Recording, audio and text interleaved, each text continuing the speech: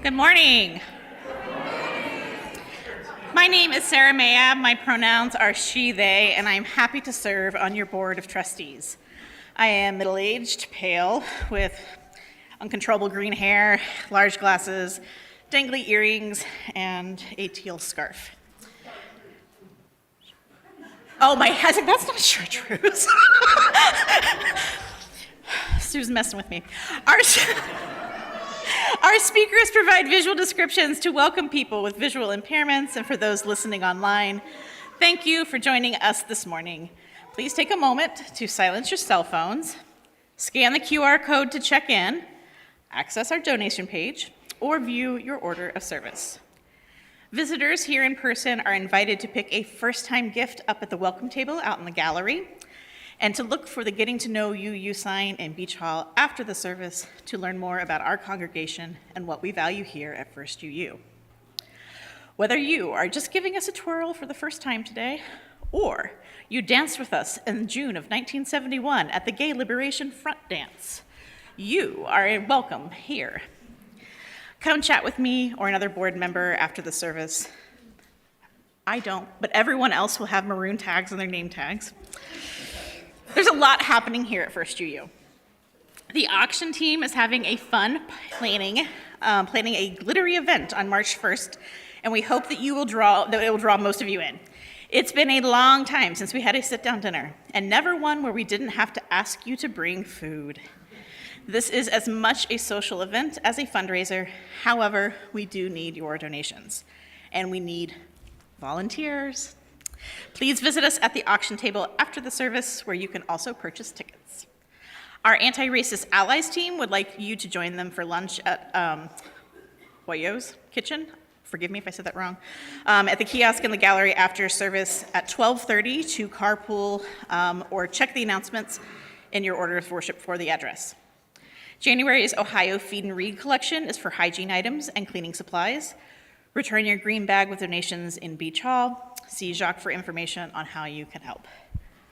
Our early education outreach program, the School for Young Children, SYC, is accepting applications for the 2025-26 school year, including priority registration for First UU families. This part-time, nationally award-winning program supports social and emotional development through Playgrounded and our shared Unitarian Universalist values. If you have a tiny human in your life between the ages of 2.5 and 5, consider providing them this amazing community in which to learn and grow. Co-working space available at First UU on Fridays from 9:30 to 2 p.m. Bring your lunch. We provide coffee and some friendly space to get together and get some work done and have a really great conversation on your break. Finally, we have a small correction to your order of worship calendar found on the back insert. There will not be a finance meeting on January 22nd, but rather a meeting of your board of trustees. And January's meeting will be online. So due to the cold weather and folks who will be out of town, we do encourage you to attend. For details about these announcements and more, see your order of worship or this week's Friday news in the email. Please rise in body or spirit to sing This Morning Hangs a Signal, number 40 in the gray hymnal.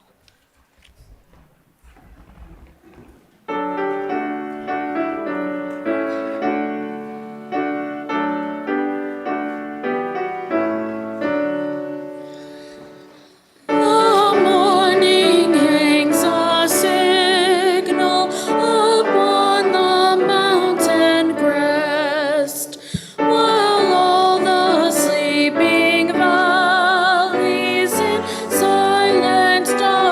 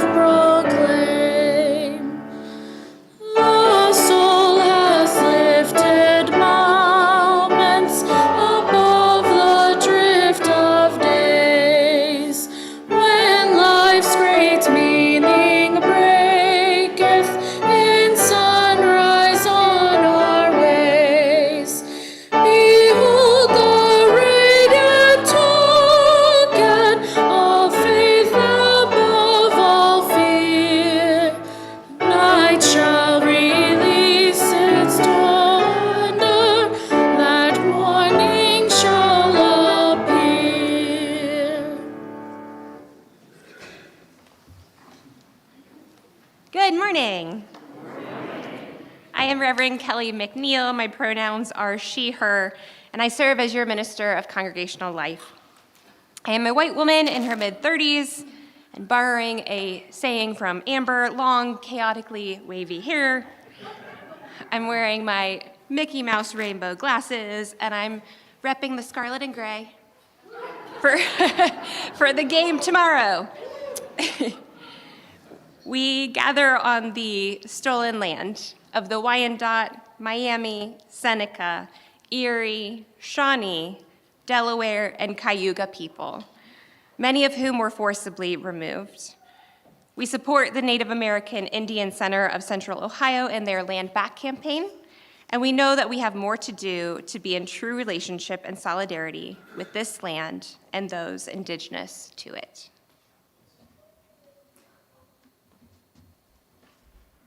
Good morning. I'm the Reverend Dr. Terasa Cooley. I am privileged to serve as your developmental minister. I am wearing a burgundy dress. I'm a white woman in my early 60s with very silver hair and a purple stole. And it is my pleasure this morning to welcome our pulpit guest, the Reverend Roger Bertschausen, Reverend Dr. Bertschausen.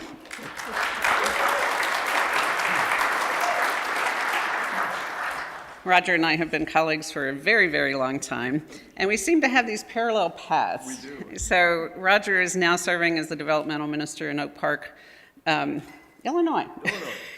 And is at the very same stage in developmental ministry that I am here. So I wanted to take the opportunity to invite him to have a dialogue with me about what that looks like, both in his church and in ours. And he was here doing some wonderful governance work with our board yesterday, so we're really grateful to have him. So let us enter into the spirit of worship with these words from David Breeden.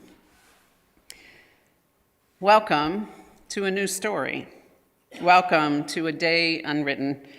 We gather to speak of possibility. We remember the losses. We celebrate the victories. We embrace the possible over the probable. Weaving a story of hope. Join us in the new story. Join us in the day unwritten. Join us in the future of possibility. So it is now time for our children to meet Gus, I think, in the back to prepare to bring in the light. And everyone else, please rise as you're willing or able and greet your neighbor.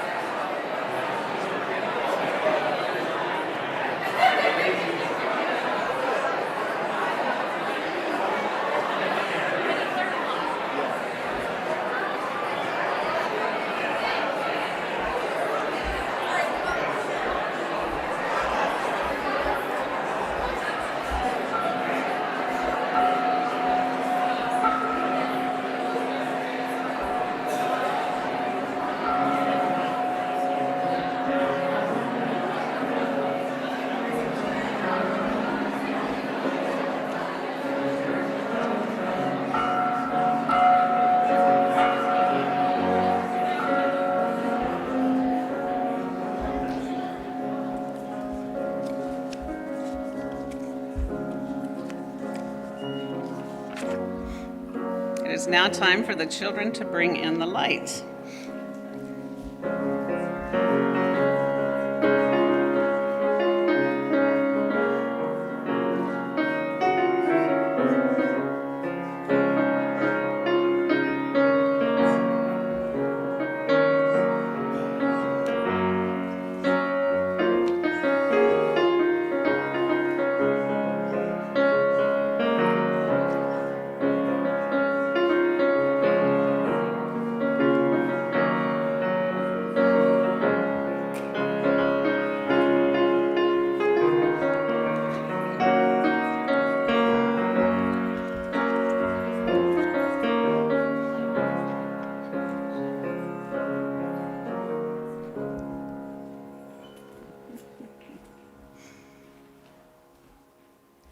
Morning, guys. Great to see you.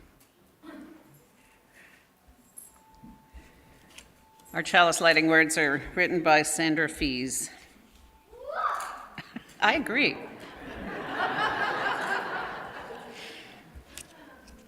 For the stories that long to be told and retold, for the stories that long to be imagined and reimagined, for the stories that long to be envisioned and celebrated, we kindle this chalice. May its flame bring the light of different truths, different paths, and different voices, all needed to cultivate a transformative story of justice, love, and beauty.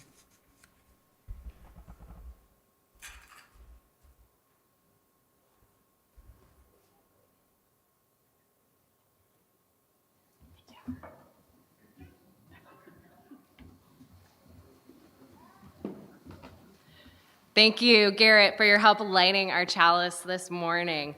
Good morning. I'm Amber Scott, your Director of Religious Exploration, and my pronouns are she, they. I am a white femme millennial with wild and wonderful wavy hair. And I'm so grateful that each of you is here with us this morning. Today's story is called The Story of Ruby Bridges, based on a true story written by Robert Coles and illustrated by George Ford. Ruby Bridges was born in a small cabin in Mississippi. We were very poor. My daddy worked picking crops, and there were times we didn't have much to eat. When the people who owned the land brought in machines, my daddy lost his job, and we had to move. In New Orleans, Ruby's father became a janitor, and every night, Ruby's mother went to work scrubbing floors in a bank. Every Sunday, they went to church. We want our children to be near God's Spirit. At that time, black children and white children went to separate schools. Black children were not able to receive the same education as white children. It wasn't fair, and it was against the law. In 1960, a judge ordered 4 black girls to go to 2 white elementary schools. 3 of the girls were sent to McDonough, and 6-year-old Ruby Bridges was sent to 1st grade at William Frantz Elementary School. Ruby's parents were proud their daughter was chosen to be part of American history. They went to church and prayed that we'd all be strong and have courage and get through any trouble, that Ruby would hold her head up high and be a credit to America and to her people. On Ruby's first day, a large crowd of angry white people gathered outside Frantz Elementary School with signs saying they didn't want black children in a white school. People called Ruby names, and some wanted to hurt her, and the police didn't help her. The president ordered federal marshals with guns to walk with Ruby into the school building. Ruby experienced this every day for weeks and months, walking to school surrounded by marshals. In a clean dress, with a bow in her hair, and carrying her lunch pail, Ruby walked slowly at first. As Ruby approached the school, she saw crowds marching up and down the street, shouting and pushing. The marshals threatened to arrest them, while Ruby hurried through the crowd without saying a word. The white people in the neighborhood would not send their children to school. When Ruby got inside, she was all alone, except for her teacher, Mrs. Henry. But every day, Ruby went in with a big smile, ready to learn. Ruby began learning how to read and write in an empty classroom in an empty school building. "Sometimes I'd look at her and wonder how she did it," said Mrs. Henry, "how she went by those mobs and sat here all by herself and yet seemed so relaxed and comfortable." Ruby kept saying she was doing fine. One morning, Mrs. Henry stood by a window in her classroom watching Ruby walk toward the school. And suddenly, Ruby stopped, facing the mob of howling and screaming people. She seemed to be talking to them. Mrs. Henry saw Ruby's lips moving and wondered what Ruby could be saying. The crowd seemed mad and ready to kill her. The marshals were frightened and tried to persuade Ruby to move along. They tried to hurry her into the school, but she wouldn't budge. Then she stopped talking and went in. Mrs. Henry asked what happened. "I wasn't talking," said Ruby. "I was praying. I was praying for them." Every morning, Ruby stopped a few blocks away from school to say a prayer for the people who hated her. This morning, she forgot until she was already in the middle of the angry mob. When school was over, Ruby hurried through the mob as usual. After she walked a few blocks and the crowd was behind her, Ruby said the prayer she repeated twice a day before and after school. "Please, God, try to forgive those people, because even if they say those bad things, they don't know what they're doing. So you could forgive them, just like you did those folks a long time ago, when they said terrible things about you." Later that year, 2 white boys joined Ruby at Franz Elementary School. The mob became very angry at first when they returned to school, but soon they were joined by other children. "We've been sitting back and letting our children get cheated out of an education because some people have tried to take the law into their own hands," one parent said. "It's time for us to fight for the side of the law and for our children's right to go to a school and get their education." By the time Ruby was in 2nd grade, the mobs had given up their struggle to scare her and defeat the federal judge's order that New Orleans schools be desegregated so children of all races might be in the same classroom. The end.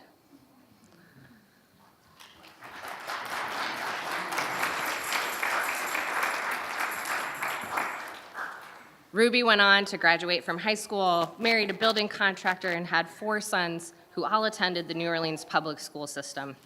Later, as a successful businesswoman, she created the Ruby Bridges Educational Foundation to increase parental involvement in schools. Her story is just one example of how the courage of a young person can help change the world for everyone. Please remain seated with hands over your hearts as we sing "Oh, We Give Thanks," number 1010, to sing our beloved children back to their families and out to class.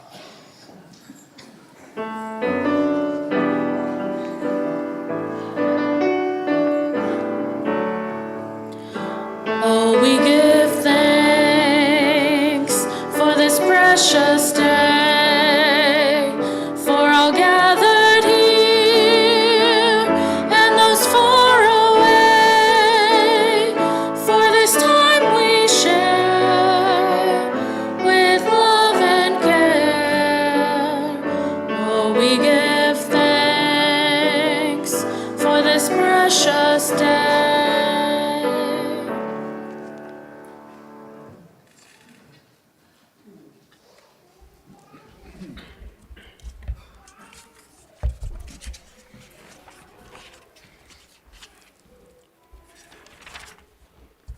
So January's Share the Plate recipient is the Bottoms Up Diaper Bank, which was founded by Tim and Joe Welsh and delivers diapers to over 70 food pantries and child care facilities in central Ohio, including our own Feed and Read program.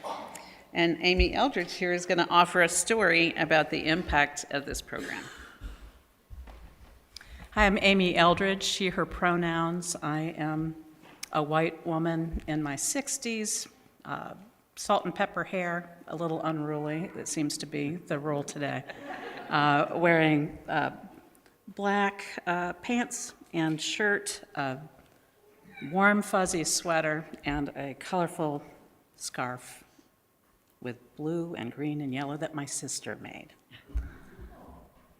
So I work for a community action agency in Lancaster, Ohio, And we have several programs that partner with Bottoms Up. And when I saw Joe and Tim here last week, I was excited to run up to them and to offer that I could speak today a little bit with an impact story. One of the programs, the one that I work primarily with, serves young people experiencing homelessness, and that's those aged under 25.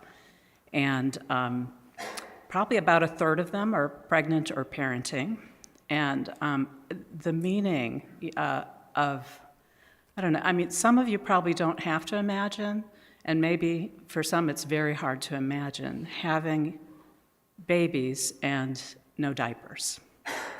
So one example I'd say as a young person who came to us, aged 19, two children under 2, one infant, and fortunately our program was able to put them into emergency shelter in a motel since there was no shelter space available. Really no resources. So for me, the ability to say, oh, we have diapers, we have food, we have diapers, and we would deliver those things. And what that means in terms of the health and well-being of that child, the dignity of the family, and even sometimes the ability to maintain the family unit, because if there are no diapers, there is potential case of neglect. So this young family was provided diapers and other things, and it's a key element of what we provide to young families, and that can help as they're building their foundation towards self-sufficiency. And this young family did. It took some time, but was able to work, find childcare, get an apartment, is now self-supporting. So, when we give diapers, we're standing on the side of love, and I just wanted to speak for how meaningful that can be. Thanks.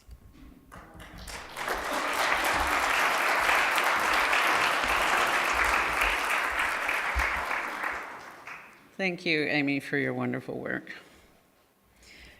In addition to passing the basket, you can text to give, scan the QR code that's on the screen, or visit firstucolumbus.org/donate. Thank you so much for your generosity. The ushers will now receive the offering.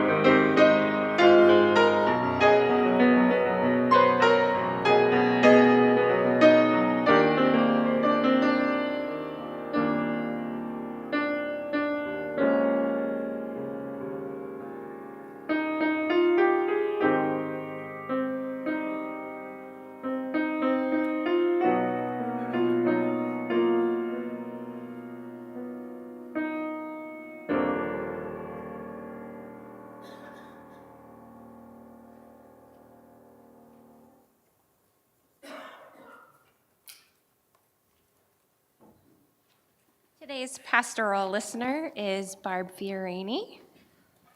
If you have something on your mind or heart today, they will be in Beach Hall after the service, and we'll be happy to listen. We have some joys and sorrows from our community to share with you this morning, and there are 4 caring cards to sign in Beach Hall after the service. We send belated happy birthday wishes to Bertina Pavenmeyer, who celebrated her 90th birthday on January 9th.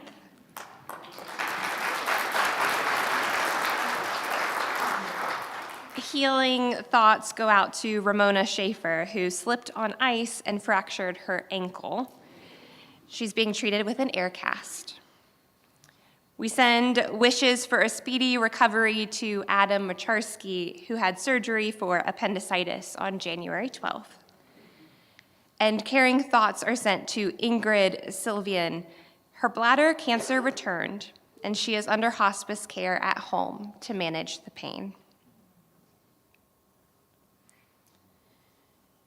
As we hold all that was shared and all that remains in our hearts this morning, I invite us into a time of prayer and spoken or silent contemplation with these words from Wayne Arneson. Spirit of life, we have come into each other's presence this day, seeking a part of ourselves, knowing that we do not live alone, and knowing we cannot live fully if we are for ourselves alone.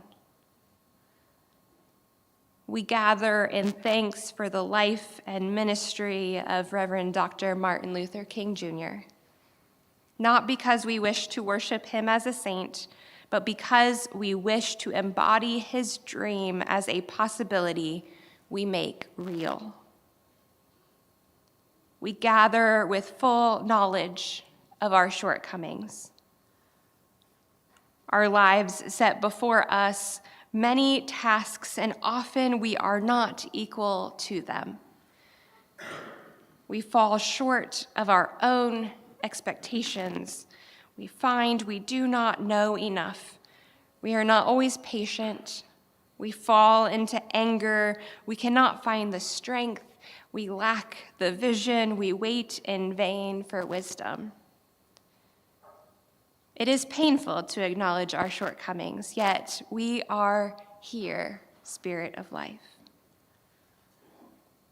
We are here, not always perfect, not always wise, not always just, but wonderfully and mysteriously human and alive. We dedicate this time together to renewing our hope. May the stories we share give us courage. May the songs we sing give us hope. May the words we speak give us wisdom. And most of all, may the touch of hands, the sight of faces, the sound of voices lifted in song and affirmation restore in us faith that this world may be made whole with all its people one. Amen. Blessed be.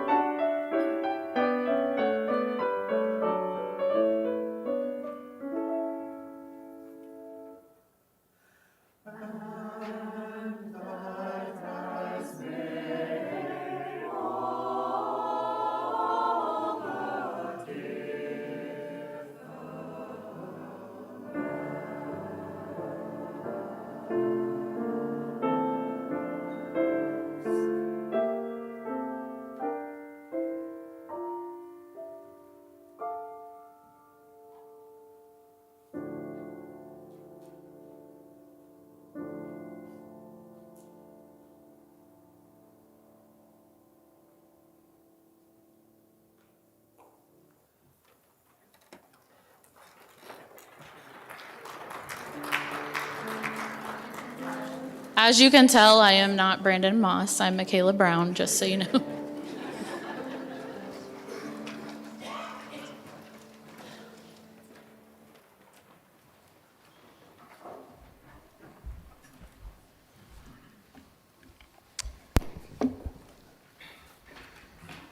Good morning.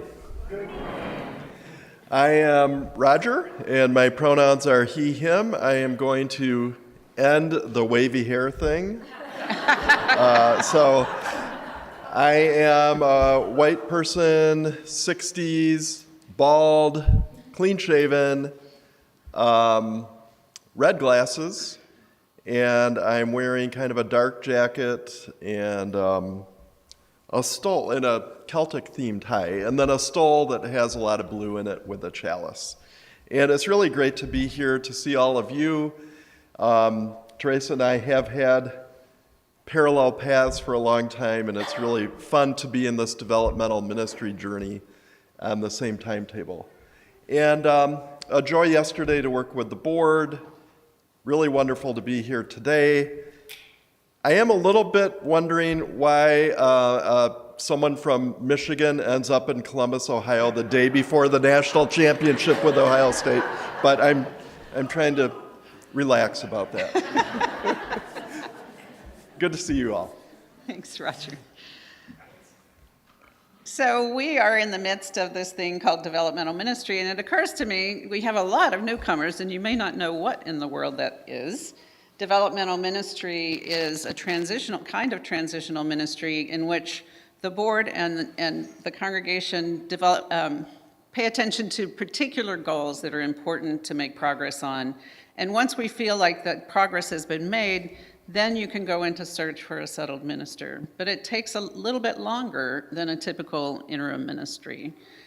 So in our case, two of those developmental goals this year have been governance reform, which our board is working very assiduously on, and we did a lot of work on yesterday, and financial stability. So thank you, Bridge Team, which has helped give us that.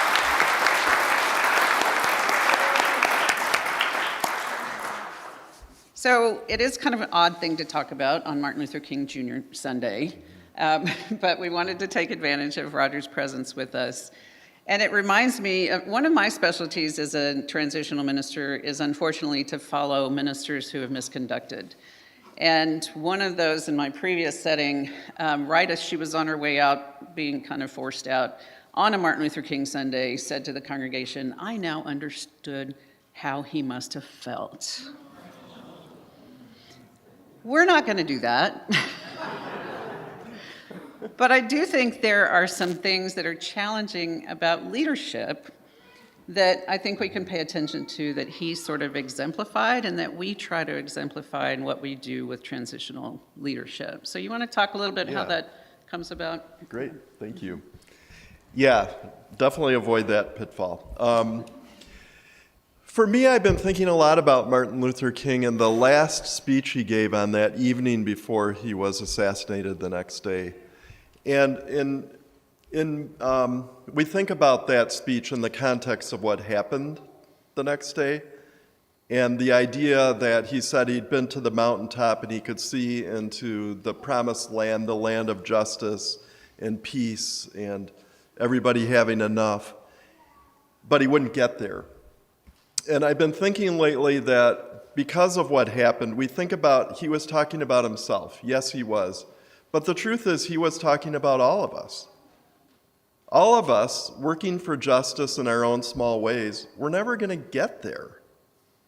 We're going to help, but we're not going to get there. Maybe we get a glimpse here and there of what that could look like. Just the story about the family that was helped with the diapers. There's a glimpse. There's glimpses. Anyway, the interesting thing with developmental ministry like we're working on is that the next chapter that we're working on helping you and the congregation I serve create, we're not going to be there for it. So yeah, that next chapter is not going to be the promised land, but for your congregation, I think it's going to be a beautiful next chapter. So I think about this. I was in a 25-year settled ministry, and there were things that we did together that I got to experience with them. So that congregation I served, the first building was a moose lodge. Seriously, it was a former moose lodge. When I saw it, I'm like, oh, this is terrible. And together, we built a new building. And I remember going into that new building with the people in the congregation and founding members weeping, the building committee weeping. It was an amazing moment. And then like 15 years later, we built a sanctuary, a beautiful sanctuary. And on Sunday before Christmas, we all got to go into that new space, many for the first time, finished. What a beautiful thing to be part of. Again, lots of tears. Then I think about transitional ministry. I think about the last one I did in suburban Twin Cities, and I think about that next thing we were creating together, and then I left. And when I was invited back for the installation of the settled minister, which was great, and I got to see what it looked like and felt like, and it was beautiful. It was amazing, and I was just a witness for it there. I wasn't part of what was happening then. It's different that way. And so you and I, from afar, eventually get to see the fruit of our shared labor. And it's great to be part of it, and it's different. Yeah. So that's what I was thinking of. The test and the abundant fruit of your work with Terasa will be after she's gone. It will be evident after she's gone, especially. How about you? So I think that what I think about too is that it's not about me, it's not about you. Martin Luther King probably would have said it was not about him, it was about the millions of people who worked for that movement like Ruby Bridges. And it would not have been successful without that common effort, and still a common effort that we have to engage in. And so the challenge in transitional leadership is that we are even more so asking all of you to step into leadership. It's not something I can do on your behalf. And you hear me say that over and over again. And it's wonderful to see all the ways in which you have stepped into that leadership and have made some really significant changes. And so it's great to celebrate that with you and to know we still have work that we're doing together. And it's about all of us, very much about all of us. I will say one more thing about the challenge of transitions, because I do follow ministers who have misconducted, in this case, a minister who was abusive of the staff. It is a challenge in the first year or so to develop trusting relationships. I'm sure Kelly could attest to how challenging that has been, and I think that we can say we're on a different place with that. But it's hard for me to witness the damage that ministers can do, and sometimes I think about maybe the unexpected damage that I might have done as a minister. And so one of the things that we try to do together is build trusting relationships, again, that are about what we all do together, because I can't fix that for y'all. And you have been wonderful in stepping into a trusting relationship with me, giving me a lot of trust almost from the beginning. And that makes all the difference, and will make all the difference as we go forward. So Roger's here to talk about governance with us. So I'm going to ask him to say a little bit about what governance is to him. Yeah, thank you. So a lot of people really love to talk about governance, right? I'm sure a lot of you are thinking, oh, this is so exciting, I can't believe it. Okay, maybe a couple of you anyway. I'm really interested in governance because it is a tool to being a vibrant congregation that can move toward fulfilling its mission. In the same way, to me, that a building is a tool. So I just shared earlier, my first church building was a moose lodge. My current church building is a UNESCO World Heritage Site designed by Frank Lloyd Wright, along with the San Antonio Missions, the only churches that are World Heritage Sites in the United States. And in a fundamental way, it's actually no different from the Moose Lodge. It is not about the building. That's harder for people with a UNESCO site to realize than a Moose Lodge, but it's not about the building. It's about what's the building doing to help us with our mission. The same thing with governance. And so for me, it's really important to put some time into it, some intention into it, so that it can be a vehicle that is pulling you forward and not holding you back. So I served at the congregation I served in for 25 years grew from small to mid to large, and the governance needed to transition during my time there. What worked in a congregation of 100 didn't work in a congregation of 400 or 700.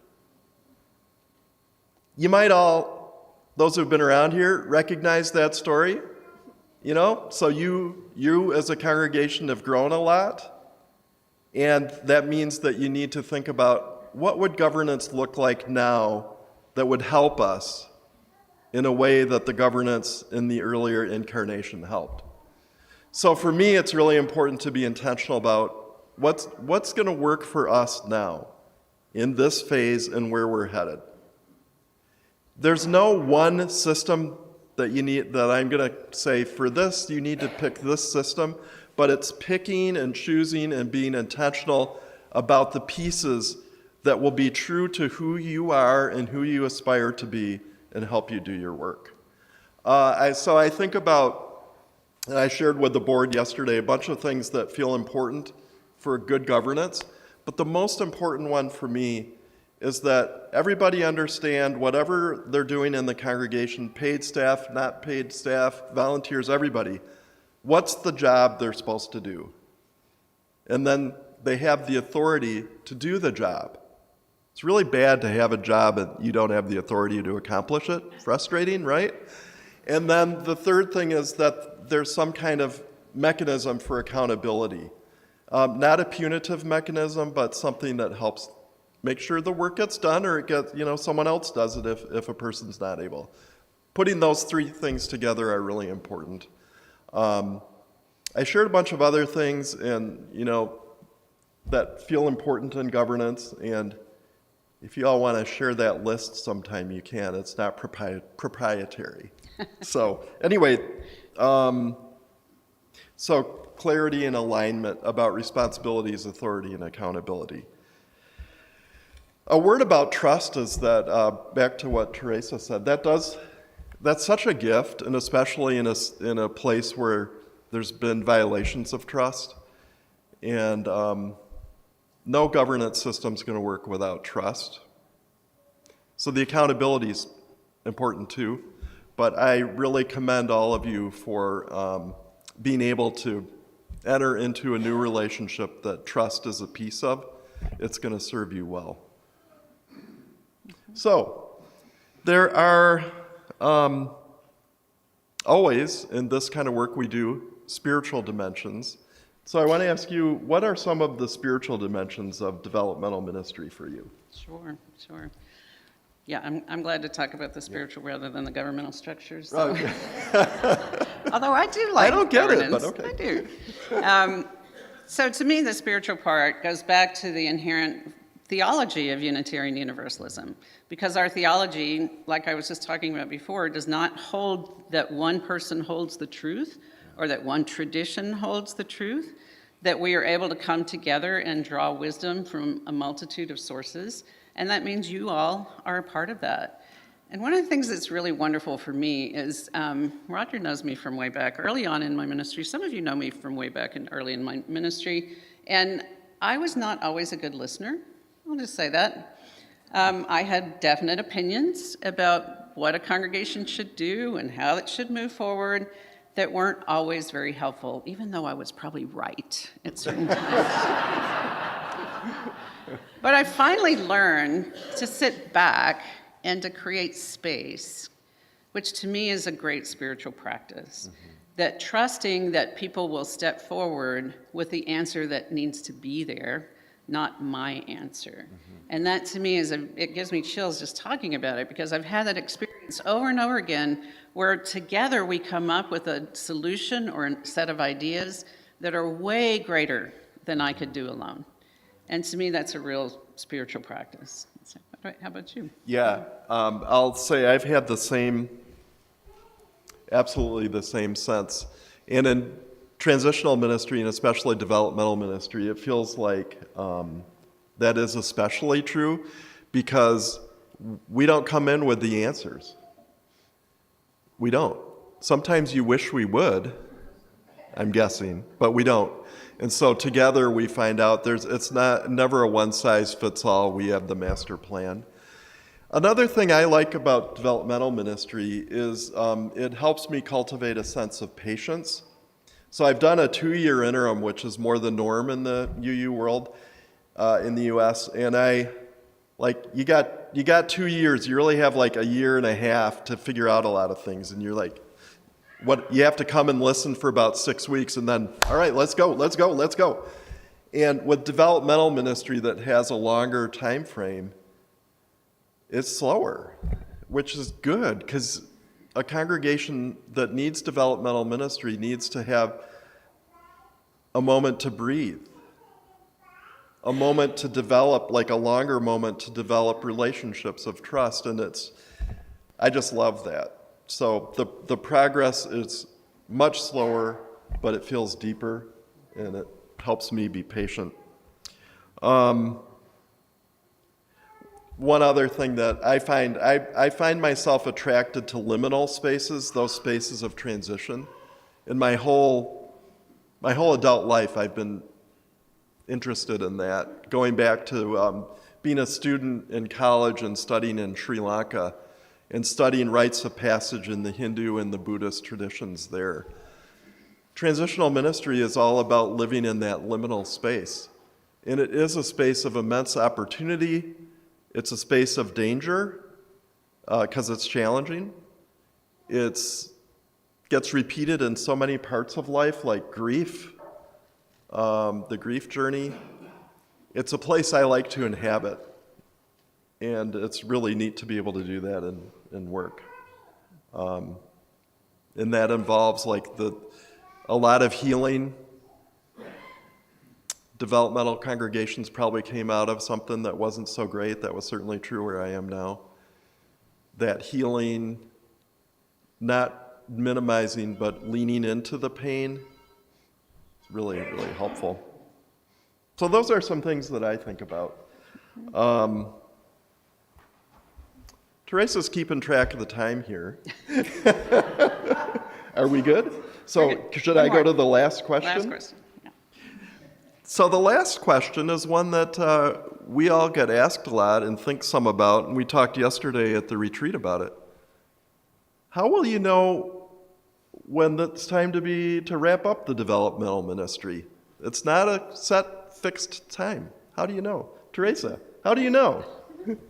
We'll see. We'll see. So every year, the board and I talk about whether they and you want me to continue with you another year, and we assess that according to where we think we are with the developmental goals. And that's going to be a process that we will do year to year to see what the progress is that we've made, which can probably drive a few of you a little bit crazy because you want to know. Sometimes I would really like to know. So it's a process that we have to evaluate all along the way, which is, again, back to this, where are we in the story? My mentor, Gail Rindle, taught me this. Whenever you're doing big change processes, you have to stop periodically and ask, where are we in the story? Why did we start this? What are we trying to move toward? How much have we accomplished? How much is there still to be accomplished?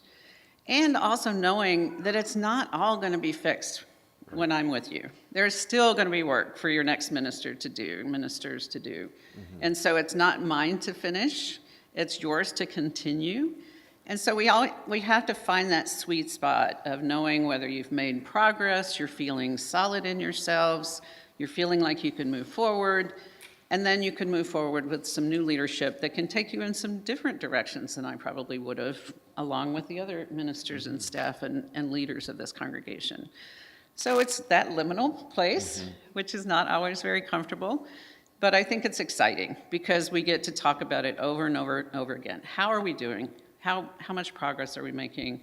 How can we tell when we might need to make some shifts? And to me, that's a really dynamic and creative space. So I'm grateful for this time with you, and I'm really grateful to serve you during this time. It's been so wonderful, the ways in which you've shown up for this work. You've brought lots of open hearts, you've brought a lot of trust, you've brought a lot of creativity, you've brought a lot of grief, and you've worked through it too. You've been willing to be open about that. And that makes all the difference in a ministry. So I'm grateful to be with you on this journey. And thanks, Roger. Thank you. Yeah. All right. So let's join in our final hymn, which is As Tranquil Streams, number 145.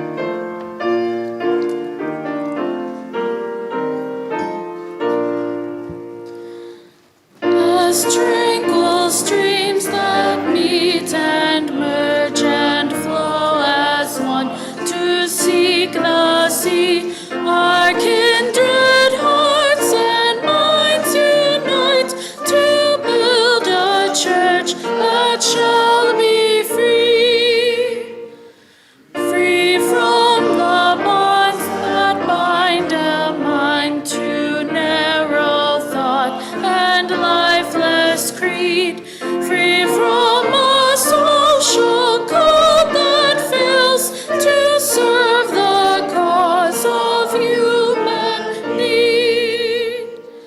A freedom that reveres the past, but trusts the dawning future more, and bids the soul in search of truth adventure boldly and explore. Prophetic church that waits your liberating ministry, go forward in the power of love, proclaim the truth that makes us free. I invite you, if you're comfortable, to hold hands of neighbors. The words of benediction come from Reverend Alicia Ford.